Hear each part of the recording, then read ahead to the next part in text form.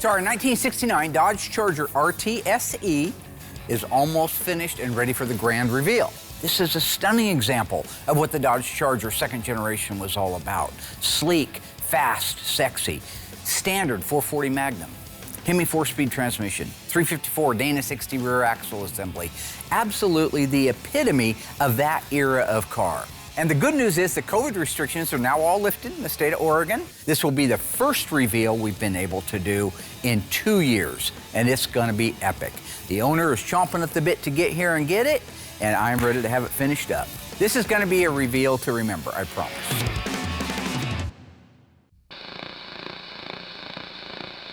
It's a thing of beauty, isn't it? 1969 Dodge Charger SE. Charger excitement in a stunning new special edition, packed with extras that aren't extra on this one.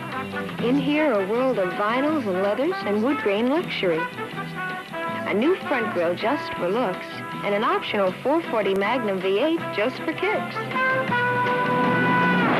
Charger's special edition for 1969. It's why Dodge fever is more smashing than ever. Dodge is turning up the fever now. They're coming to get you, Barbara. Buried deep in the Pacific Northwest, one team in Springfield, Oregon, takes on the impossible, finding dead Mopar muscle and bringing it back from the grave.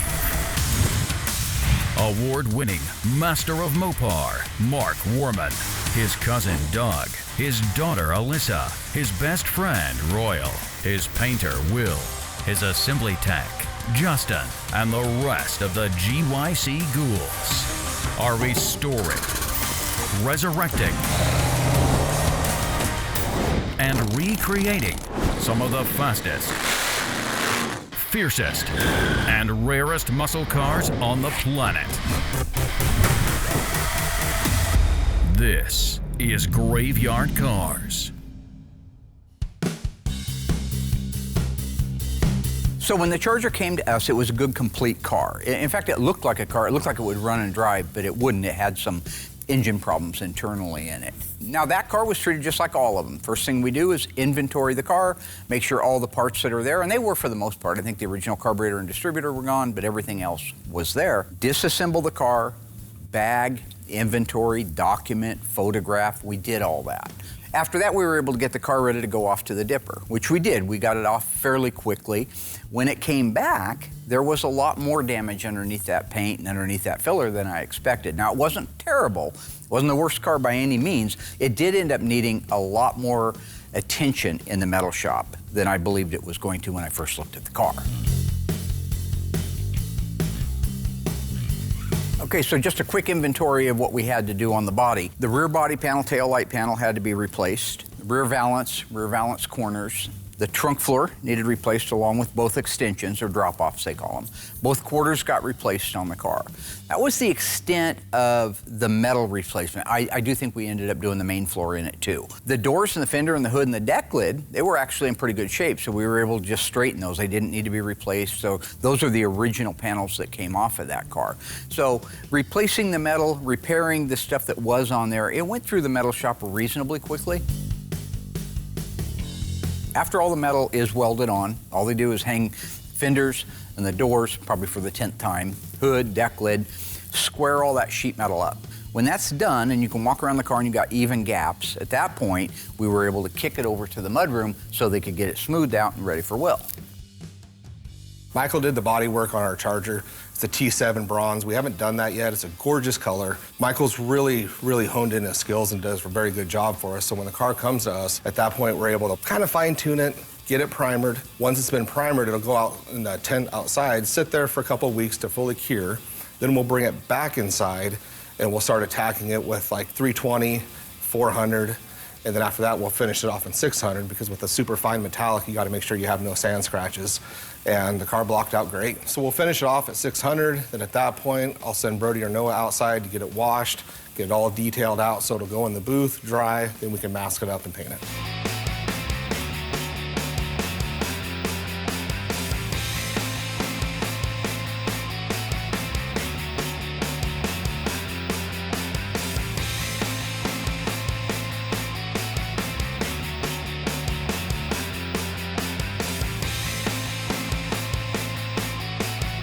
paint job on it came out beautiful, like always. Mark always tries to take the credit because he did the pre-paint on it. This is one that he kind of followed through the shop on weekends, which actually was really nice, but because his pre-paint was great, my paint was great, I guess. But at this point, I'll kick it off to Noah, do the cut and buff on it, get it washed, back in the booth, then we can undercoat it and get it over to Justin for assembly.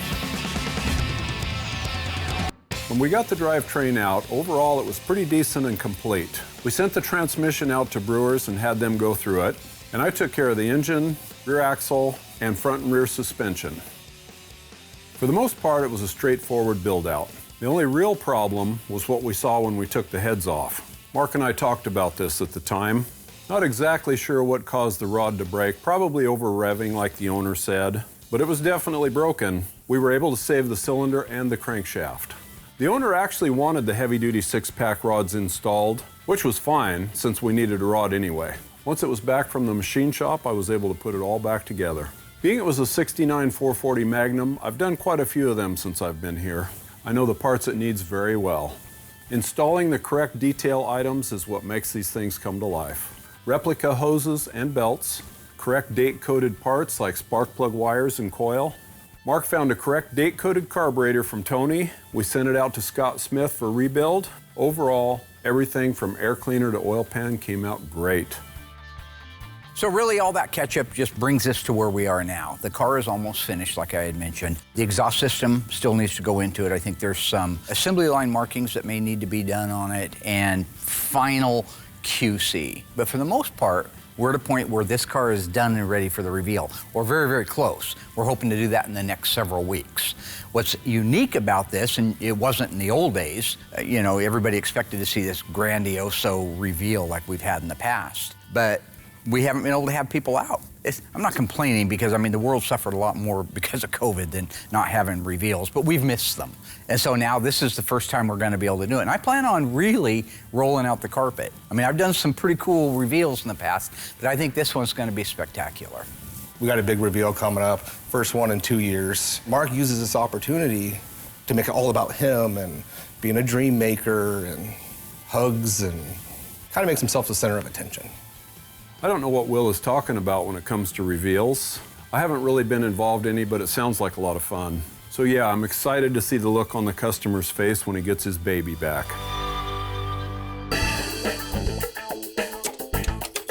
In 1969, Dodge Charger is the car that sets the new standard for styling as well as performance. And you won't have to tell anyone that this artistically sculpted beauty is a new Charger. The fresh new look of the 1969 Charger is as evident from the rear as it is from the front. And in 1969, Charger provides an even more formidable combination of outstanding power, performance, and handling, making the 1969 Charger an even more distinguished beauty than the modern classic which it succeeds.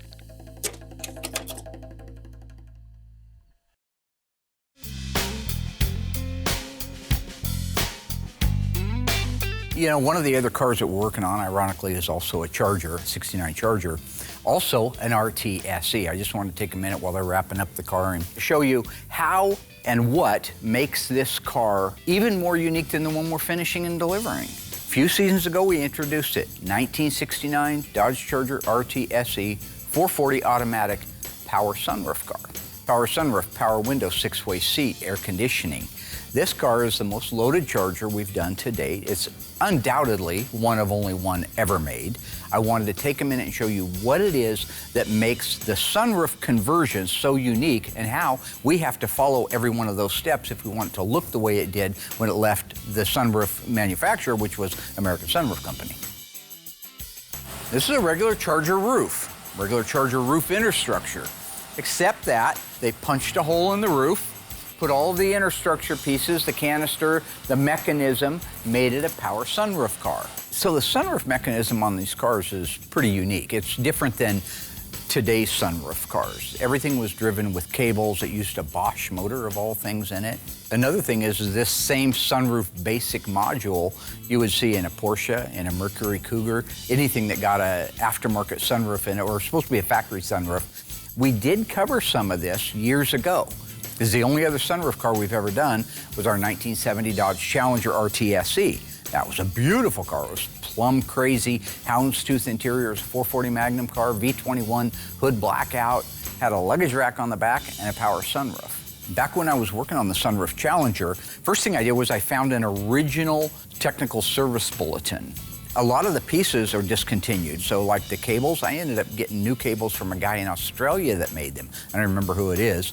Probably have to find out who it is again because we'll probably need it for our other one. The entire thing is very unique, and it was a big learning curve to be able to get it to work. What we want to do is keep as much original integrity of the car as possible, but if you look, you see we've got a rotted out skin. Even where it's not rotted out, it's real thin. It's going to. That's the way it is all the way around. Rot, rot, rot, rot.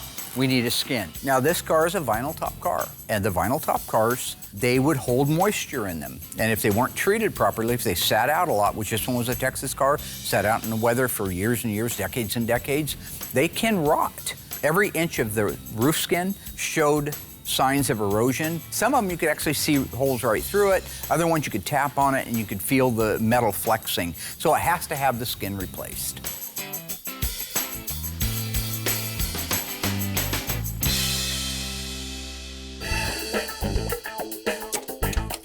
Charger's interiors continue to offer many notable standard features that are new or carried over by popular demand, like the deep custom map pockets in each door. Flush rocker type window switches are extra safe and attractive too. Floor-mounted options include a console with either the automatic 3-speed TorqueFlite or the Hurst 4-speed manual transmission. All seats have been modified to withstand higher G-forces in the event of an impact. Also, a black cloth and vinyl bucket seat has been added as a no-cost option.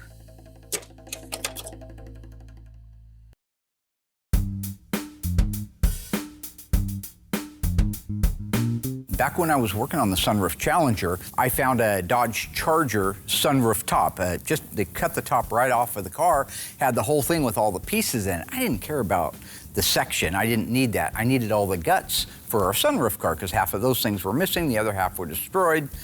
So I bought it pretty much for parts, but I've held on to that roof section for many, many years. It's been maybe almost a decade. So my plan now is the module, the big capsule inside there, that's all good. The roof skin on that donor piece is good. I need to dissect everything off in a reverse pattern to the way the sunroof company installed it and put it on as one unit so that if somebody was looking up in there later, years later, they'd say, wow, this looks like an American sunroof installation. That's our goal. So as I said, this is our donor section. This is just an amazing piece that I was able to find it when I did and be able to hold on to it for as long as I have. Because this is a very unique opening. This is, again, all just Dodge Charger. This is the module. This is the trough for it. Motor goes here. Cables run down through here. Because the module is welded to the skin, we're going to leave them together. Otherwise, we would destroy the skin. We want to leave that piece in. So we don't take all of these spot welds out. We're going to take the module loose from the inner structure and the skin off as one unit with the module on it. So I'll flip it over and show you exactly how we're planning on making that change. I think this is fascinating. I don't work in the metal shop, so when I see a car like this with a rotted out roof, I know that 40 years ago I would have passed on it and called it a rust bucket. What these guys do is amazing, to say the least. The unit that you see here, that's the module that they modified and grafted into an original roof. Here's the good stuff. One, this unit is welded to the skin. That's why our process is going to be to remove the skin from this one with this still attached and install it in that sunroof car over there. Now look at the braces. Here's a brace that holds the center section. They've got self-tapping screws and they've just kind of bent it, just hammered it around here. That's fine. That's fine. They can do whatever they want to. They're butchers. They can do that stuff. Back here, same thing, except for some reason they decided they couldn't make it out of one, so they made it out of two, which is really weird because one piece would have looked so much better. Up here, gets better. It's welded to the unit here, the brace, Over here, it's screwed into position, but you can just tell this is an afterthought. There's no way this was engineered. It was an afterthought. Now, one thing to say about this, I did a little bit of research, and Tony kind of pointed something out to me too. That module that has the combination of a welded-on bracket or maybe an extension bracket and then a bolt-on, screw-on bracket, that's all because the module is designed to go in all the different cars. They didn't want to build a module just for a Challenger, another one for a Cougar, another one for a Charger. So they put the tabs on it. That bracket that would go over and reinforce it to the roof, those were unique to whatever model of car you were working on. When they needed to move metal out of the way at American Sunroof Company, they didn't dissect it out nicely and grind it and cut it and shape it. They bashed it with a 3-pound handheld sledgehammer. This whole area that you see right here normally looked like this, but they needed room for this motor, so they just caved it all the way up to the beginning of the header. This is a drain tube for the front. When this is turned over, this trough would fill with water. They want that water to go somewhere, certainly not inside the car, for God's sake. They want to exit the vehicle. So they needed to make a hole in the A-pillar. This is the A-pillar. They punched a hole with a chisel. Nice big hole right there. Ran the tube, clear surgical tubing, I might add, down through here, and then in the door pillar, which I'll show you in a minute, they exited by punching a hole in the A-pillar reinforcement. That's butchery. All this is very true. If you go look at the actual hinge pillar itself, between the two hinges, you'll see where they've punched a hole in it, and that's where that drain tube goes out. Same thing at the rear wheelhouses. Go back there and take a look. Right in the wheelhouse, they came down that blind pillar, the C-pillar, and needed to make a penetration in the wheelhouse. They just took a chisel and bashed a hole in it. So we're not going to clean it up, because if somebody came back later and says, why has this got really nice hole saw bit holes in it instead of being chiseled out, they say, well, maybe it wasn't, even though we've got all the documentation to prove it. Our process is going to have to be the same. We can't reinvent the wheel, so we'll have to fasten these in the same fashion that they did at the factory once the skin is on there. We'll just do a much more sanitary job of welding, of making sure that everything is protected from rust. So what we're going to do is we're going to send this out and have it dipped. As soon as it comes back, we will have the roof skin dissected off of it and ready to install on that one. In the meantime, he can go ahead and dissect that one off of there. This car is pretty much my baby ever since it came over from paint. I'm the main assembly tech here, so bolting them together is my job. And it's also the best job in the shop. I install the taillights, rear bumper, taillight trim, backup lamps, door handles and lock cylinders, outside mirrors, interior trim panels, carpet, seats and console, dash assemblies, all the glass and the mechanisms, exterior trim and all the ornamentation, header panel and headlamp assemblies, front bumper, front valance and park lamps. Overall, everything that goes on this car after the drivetrain is installed is up to me. Like with most builds, the most fun thing to put on these cars are the decals if they get it. In this case, the car was coated for a bumblebee stripe, which Mark and I installed that. Once that was done, we had to wait for the ECS exhaust system to show up, and that's where we're at now.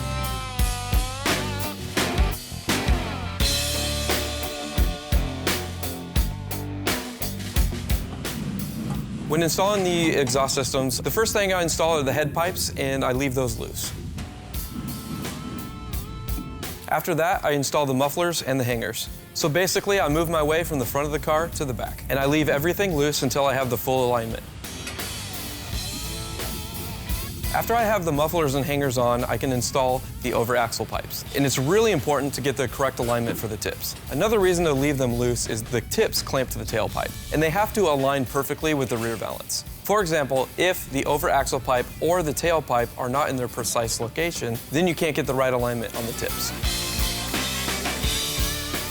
The other thing you have to be careful of is dinging the pipe or scratching the car somewhere. Everything is metal, so if you get crazy slinging that pipe around, you'll create a lot more work for somebody else.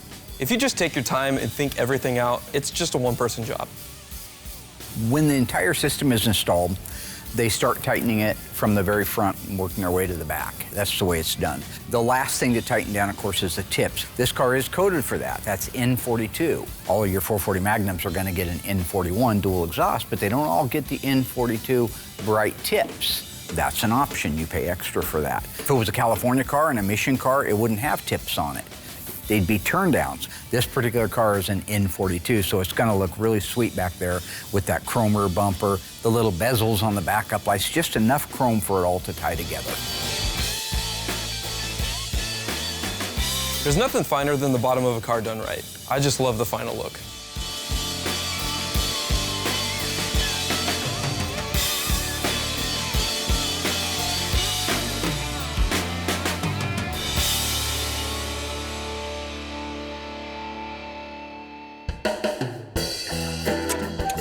Let's see how many of you were smart enough to pay attention. Which floor-mounted shifter was not available on the all-new 1969 Dodge Charger? 3-speed automatic torque flight, Hurst 4-speed manual, or the 3-speed manual transmission? Stay tuned after the break to find out if you're correct.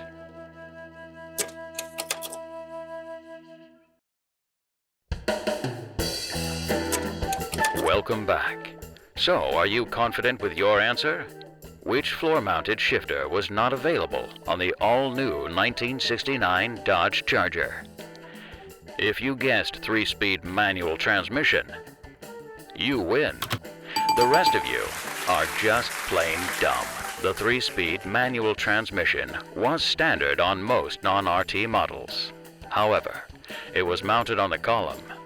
We call this a 3 on the tree. In addition, newly positioned door lock buttons will save a lot of effort and exasperation for front seat drivers and passengers in these new Chargers. The new dome courtesy light is flush mounted for greater safety. Charger's highly praised sports instrument panel continues to offer full width padding for above and below.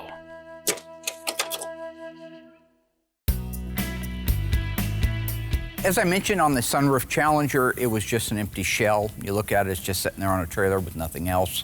We rounded up all of the front suspension, rear suspension, and restored it. Got a date-coded F440 HP2 and a correct transmission for it. The body and paint wasn't bad. It was a good shell. It was out of Arizona. You know, those are the cars that tend to survive that desert stuff. They don't see the rain, they don't see the sleet, and they don't see the salt on the roads. This car got put together and assembled by the original Graveyard Cars team. Houndstooth interior, it was a beautiful car, 6-way seat. Of course, it's a RT, so they're all Rally instrument clusters. AM 8-track, 3-speaker dash. As a matter of fact, the first time, this is funny, Philly Steak was on the show, was when we were doing that car. He came out and we had the car there and I was rattling something off and he corrected me because he needs to do that. You know there's a difference. Do you have the right speaker grills for it? Difference in what? Barracuda and Challenger. Makes him feel, you know, good to put me down. If that's what you want to be doing when Jesus comes back, Tony, put me down. I'm just kidding. Tony keeps me in check. In the old days, if you go back and watch some of those episodes, I was just rattling all kinds of stuff off. Just because you've been saying something for 30 years doesn't make it true. So he would stop me and correct me. I go, no, that's no way, no way. And I'd look it up and he was right. I bought a 71 Dodge Charger 500 with a factory hood on it. It was a bulge hood. But it wasn't put there from the factory. Okay. You know.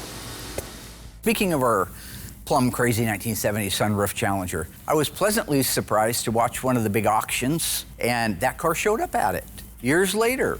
Did you guys see that Barrett-Jackson auction? So I'm sitting there watching Barrett-Jackson, see one of the cars that we restored, beautiful car. It's coming down the block, and what do they have? And I'm sure Mark probably paid extra to have somebody do it, but it's a cardboard cutout.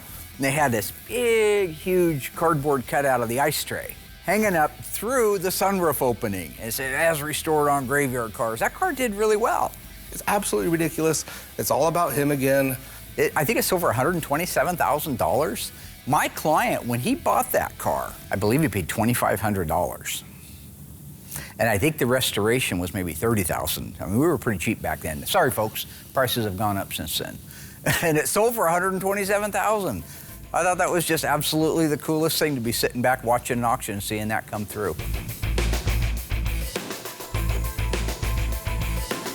So some work has been done on the Charger. We're not huge fans of blowing a car completely apart so there's nothing left of it, unless that's just the end result and you have to take every single piece of metal off of it. In this case, we will end up replacing a lot of metal, but we do it segmented. So you'll see that the trunk floor is replaced. It goes in over the original frame rails. Now this is a good thing because it holds that integrity together at the back of the car for when you do cut things off like the roof or the quarter panels. We've replaced the main floor in it. That came out beautiful, by the way. Josh did a phenomenal job on it. So your basic foundation is in there, new, replaced, and solid to help pull that car together. I've worked in a couple different body shops, and I've worked on all types of cars. Now that I just work on the one brand of car, it allows me the chance to really memorize everything and really master these vehicles. So like on the trunk floor and main floors, I know right where all the frame rails are and the frame extensions are.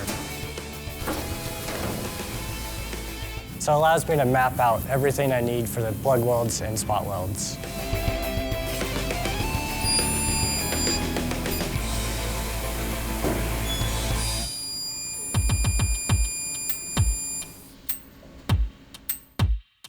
This makes a super clean, sanitary, and real fast job out of it. When you stand back and look at it, it's really hard to tell that these are AMD parts versus original floors.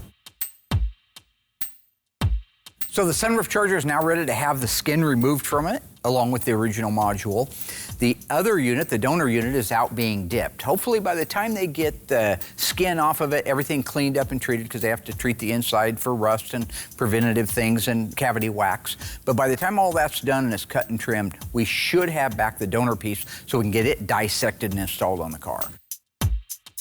So far, this is my favorite car to work on because it's so rare. Sunroof really sets it apart from everything else. Mark pointed out how he wanted me to replace the roof skin assembly, which made good sense, so I went to town on it. First thing I do, I grab a paint pen and I mark all the factory spot welds and MIG welds so they're easy to see. Then I go back and I grind and drill this as necessary until the panel's loose. So this is a slow process, takes a lot of forward thought. You gotta pay attention, take your time so you don't damage everything underneath what you're taking off.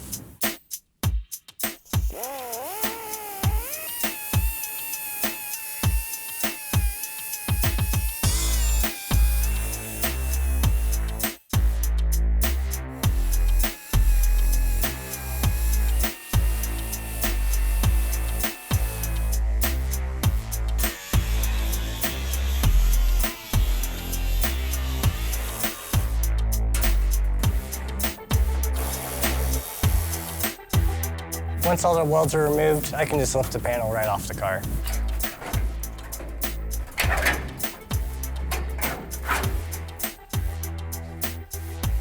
Once the panel's off, I like to clean up all the rust in the scale, and then I like to treat it with POR 15, which is a rust converting sealer.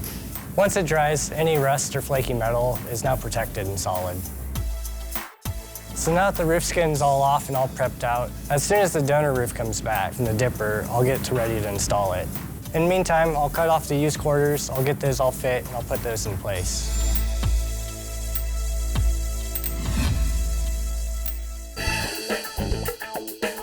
In 1969, Charger again offers unrivaled styling excellence, as well as continuing leadership. No car will match its beauty. That new grille is all Charger and 2 yards wide, boldly divided and deeply recessed for more of that clean machine look. There will be no mistaking Charger's unique full taillight design, beautifully sculpted and distinctively divided. Wrap up the overall package into one unified, cohesive design that continues to make Charger the most wanted 2-door hardtop of any make.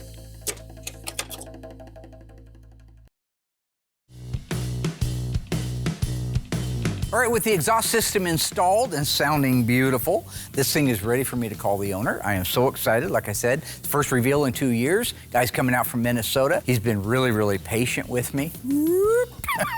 But he's a nice guy. He's just out of patience. So I know he's going to be thrilled to find out his car is done. They're actually got the car right now down at the old mill where we lease the area to keep the cars dry now. And they're doing their final glamour shots of it. And a couple of them came through. Show those right there.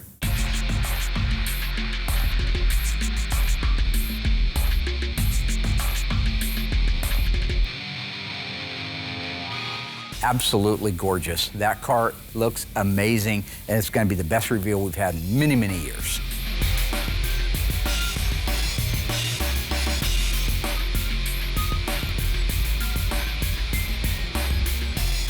Like I mentioned earlier, I didn't get a chance to be part of any of the reveals, but I think my favorite one that I saw on the show was the Coronet RT from Mr. Torino. It was a gorgeous car and ultra rare. I didn't do a ton of work on the car, but I did help on some of the assembly. I know that Brett could and has bought almost every collectible Mopar under the sun. So for him to smile the way he did on the reveal really made me proud. This is why I don't like reveals. You know, Doug's story is very heartwarming, of course, but just go back to the beginning. All right, are you guys ready? We're ready. Then I'm gonna have the display lights come on, okay, Jeffrey? Okay, 3, 2, 1. What the? If she thinks for a second that she's gonna beat me out of that reveal, take my glory, steal the thunder, it ain't gonna happen. You know, you got Mark consistently making it about him. Yeah, I thought I was gonna miss this.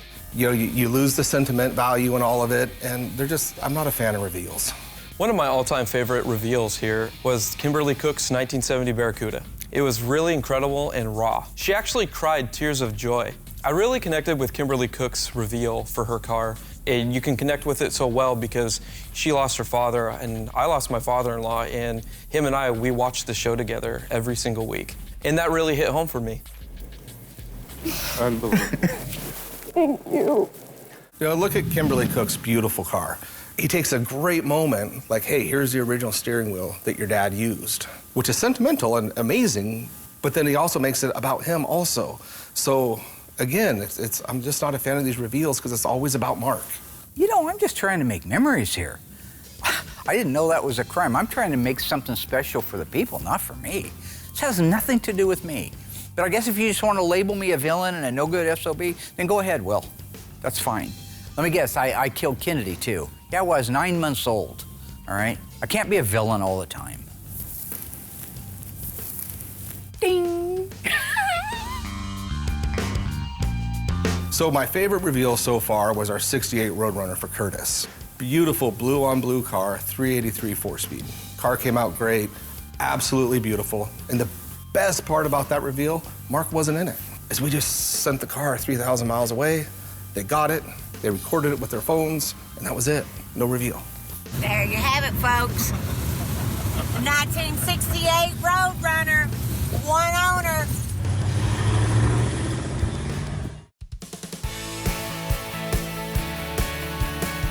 Well, I hope Will's happy.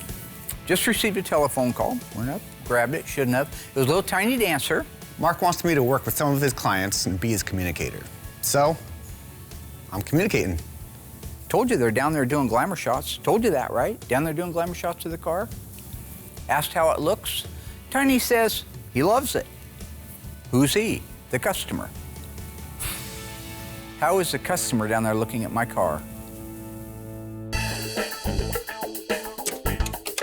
From the side, America's most beautiful shape remains virtually unchanged. Changes such as these side marker reflectors have been purposely kept to a minimum to preserve Charger's unique styling and identity. Also new are these 14-inch chrome-stamped road wheels and trim rings. And these optional F70/14 tires are available with either white or red striping. Belted fiberglass tires are also an option. Optional vinyl roofs are available in 4 colors: white, black, green, and tan boar grain.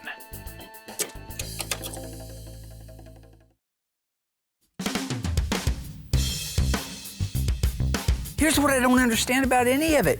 Everybody knows I was building up for a reveal. I shouldn't get this phone call. When he called Jeffrey and said, hey, because Jeffrey's been doing a lot of our communicating, so he has that open door to our customers, and Jeffrey says, come on down.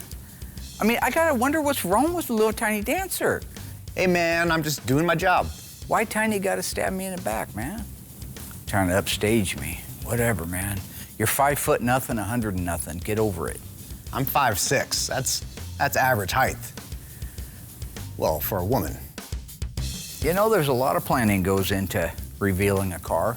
Coordinating with everybody, making sure the set's all done up, running through it 10 or 15 times, making sure there's no embarrassing moments. I've got 3 little nuts here to put it on with and a ratchet. Well, that's ruined now. Bruggerman was an awesome reveal. This couldn't have worked out any better. The car looks amazing. Bruggerman calls Jeffrey and says, hey, I'm here. And Jeffrey, not knowing the difference, because he's just Jeffrey, he just walks Bruggerman right to the car. Says, here you go. So there was no big, hey, come be surprised. It was before you know it, he's there looking his car over, and it was done and over with. Thank you, Jeffrey.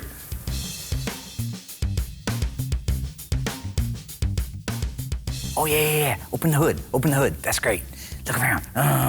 Yeah. Crawl up Mark's butt with a flashlight. This is great. Yeah. Go around. Check in the trunk. Open that door. Have a seat. Make yourself at home. Hope you're enjoying it. Okay? I hope you guys are enjoying the most boring reveal in Graveyard Carz history. Beautiful car. Great job. Nice guy. Boring reveal. Ooh, it's selfie time. Look, everybody, I'm getting a picture of me next to my car. Who are you and where are you from? Patrick Brueggemann, Crookston, Minnesota. That's like 130 miles from the Canadian border, 35 miles from the North Dakota border. So we're way up there in the corner. After Pat took the big Cleveland steamer on my beautiful reveal I had planned, he wanted to bring the car back to the shop and go over it with me. And standing here alongside me is a couple good friends, Arlen and Hugh. My name is Larry. This is my brother Daryl. My other brother Daryl. Newhart Show. Say, oh, yeah. Oh, sure, Dan.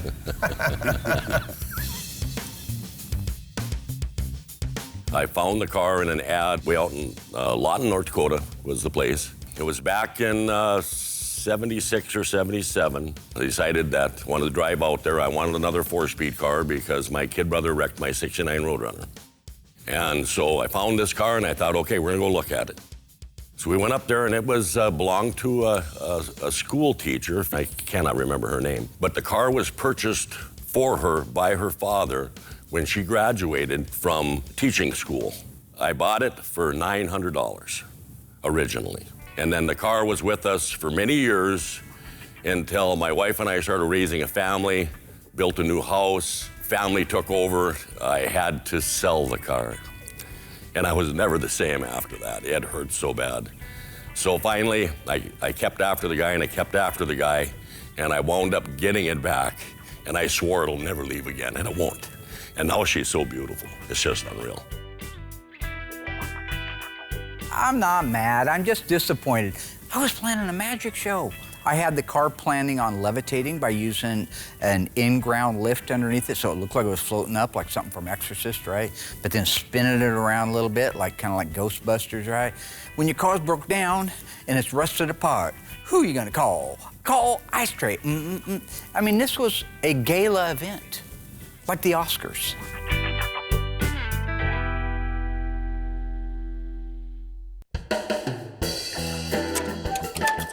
Are you ready for some trivia? True or false?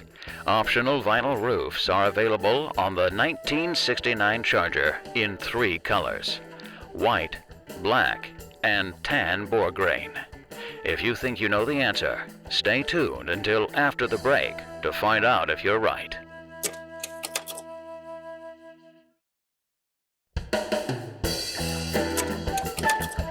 Okay, so how do you think you did?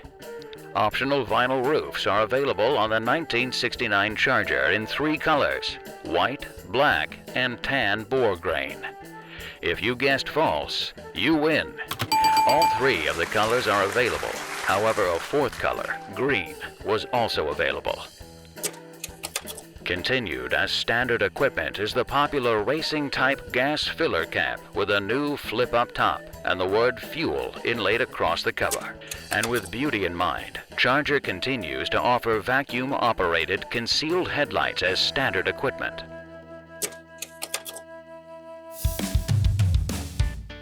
Okay, all kidding aside, I don't want anybody getting mad at me for having some fun here. Pat is a wonderful guy. He's got a heart of gold. All right, everything's in good spirits. He is very, very happy with his car. It came out absolutely gorgeous, and he's proud to tell people that Graveyard Carz did his car for him. Oh, I think it's absolutely gorgeous. I mean, it's just beautiful to shine on. It looks better than it probably ever has in its life. I'm going to be very proud of it. There's a lot of people back home are waiting for this car to come home. You know what? I just like to have fun with my clients. That's all. Keep the mood light. There's a lot of tension, a lot of money flying around, so that's all it is. And when it comes to the reveal, I'm disappointed because I did have something pretty cool planned, but it really wasn't about me. It's about the car. It's about the client. It's about memories that this car will be making for years to come. Phantom Cuda? We're gonna go on 1, 5, 4, 3. You ready? 2. Hey, everybody. What is it? Lunch is ready. That's lunch. That's lunch. Let's go. Sorry, guys. I don't miss no grub, man. We're gonna do it after That's lunch. So we had a new drive shaft made for this. Okay. I like doing that. It's a replica of the original one, except that it's brand new steel. It's not pitted up. Originally they were a natural metal finish. That's why they're so rusted and pitted. They had no treatment on them. You know, it was nice to be able to walk around the bottom side of the car with Pat and show him our labor of love. That was one thing that back in the days when I drove it, it would always pull one way or the other. Oh, drums were You'd get in there, you would notorious for it. adjust them a little bit, and you were always playing with it. Yep. So I think that was a very good move, just for drivability. And they really work a lot nicer. There is a more stoppability to them. So Right. I noticed when I was driving back, I thought, boy, the power disc brakes is a nice feel for the foot. It's a nice feel in the pedal, and it really does stop the car. So we were way behind on the car, like we are everybody's cars right now, and I appreciate everybody's indulgence and understanding. But oftentimes when that's the case, I'll go the extra mile. On his car, I did the same thing. A lot of little things that really, like converting it to power disc brakes when it was an original drum brake car, replacing something instead of trying to repair it, or living with some pitted up control arms. We found the best suspension pieces, the best axle housings, the best everything for this car. Oh, we modified your radio, our friends over at Instrument Specialties. Oh, okay. That is converted to AM, FM, and Bluetooth. Now it's way past my pay grade, probably be past your pay grade on figuring out how to do it, because it appears like a stock radio. Okay. But it's how many clicks you move it, make it go AM, or double click, it goes FM. Same log, same everything, just looks like an AM radio, but you have all the functionality. That is cool. It is cool. Those are my little contributions. So when you get the car home, and yeah, we're behind on it, and it took too long, you're so in love with the car, and you realize it probably was worth the wait. No, it's a very nice car. Very, very, very well put back together. Yep. Like he's driving a brand new version of what he originally had. No, we couldn't be happier. I think it's absolutely beautiful. These guys both agree. You know, it's been a little bit of a wait. Mark knows how impatient I can be, and I tried to throttle myself as much as possible. Oh yeah, Pat throttled himself on a Saturday night at 11 o'clock when I got his text about how his wife had had some kind of surgery, and if anything happened to her before that car got back, we were gonna have trouble. That's a threat, Your Honor. The beautiful part, I hardly slept at all. I wake up at 6 o'clock in the morning to a text. It's a picture of him out on a boat, fishing with, I presume, his wife. I thought she was in the hospital. You know, I lost a whole night's sleep because of you. Apparently moonshine's a hell of a drug.